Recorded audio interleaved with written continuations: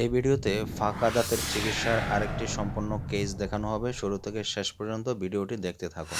Excellent, চমৎকার বিন্যাস এবং তো সুন্দর চিকিৎসার পরে সমস্যা কতটুকু হাসি। সমাধান হয়েছে? 100% সমাধান হয়ে গেছে। 100% সমস্যার সমাধান হয়ে গেছে। গুড। তো এখন হাসলে কেমন দেখা যায়? ভালো লাগে? জি।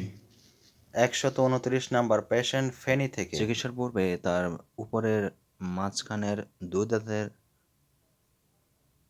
মধ্যখানে ফাঁকা রয়েছে, এটাকে মিডলাইন ডায়াস্টেমা বলা হয়, এবং পাশের দাঁতগুলোতেও সামান্য পরিমাণে ফাঁকা বিদ্যমান। এবং আরেকটি মূল সমস্যা হচ্ছে ডিপ বাইট।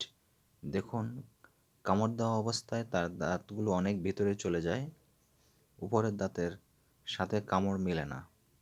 ডিপ বাইট সমস্যা একটি মারাত্মক প্রবলেম। তো এই সমস্যার সমাধান করার জন্য আমরা অর্থোডন্টিক ব্রেসেস ট্রিটমেন্ট শুরু করেছি। দেখতে পাচ্ছেন ব্রেসেস পরানো হয়েছে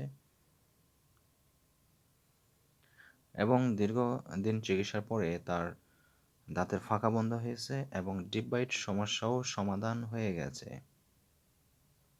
দেখুন, কামড় দেওয়া অবস্থায় নিচের দাঁতগুলো এখন আর বেশি ভেতরে যায় না, অর্থাৎ ডিপ বাইট সমস্যার সমাধান হয়ে গেছে। পাশাপাশি উপরের দাঁতগুলোতে যে ফাঁকা ছিল, মাঝখানের ফাঁকা এবং পাশের ফাঁকাগুলো নাই হয়ে গেছে এবং চমৎকারভাবে তার দাঁতগুলো বিন্যস্ত হয়ে দাঁতের ফাঁকা বন্ধ হয়ে কামড় মিলে গেছে। ডিপ বাইট সমস্যা দূর হয়ে গেছে।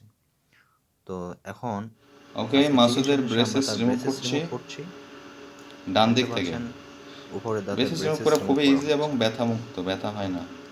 তো ব্রেসেস রিমুভ করা তো তাই না? না। এই 4টা ব্রেসেস রিমুভ করে ফেলছি।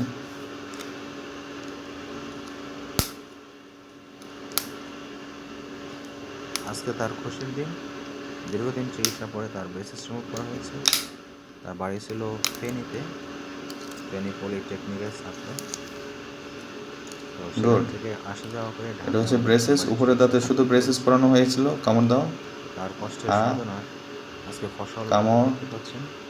আঁকা বাঁকা, দাঁতগুলো সামান্য উঁচু এবং ফাঁকা সমস্যা ছিল, সম্পূর্ণ সমস্যা সমাধান হয়ে গেছে। এখন দাঁতগুলোকে আমরা পলিশিং ফিনিশিং করব এবং ফাইনাল ফলাফল দেখাবো।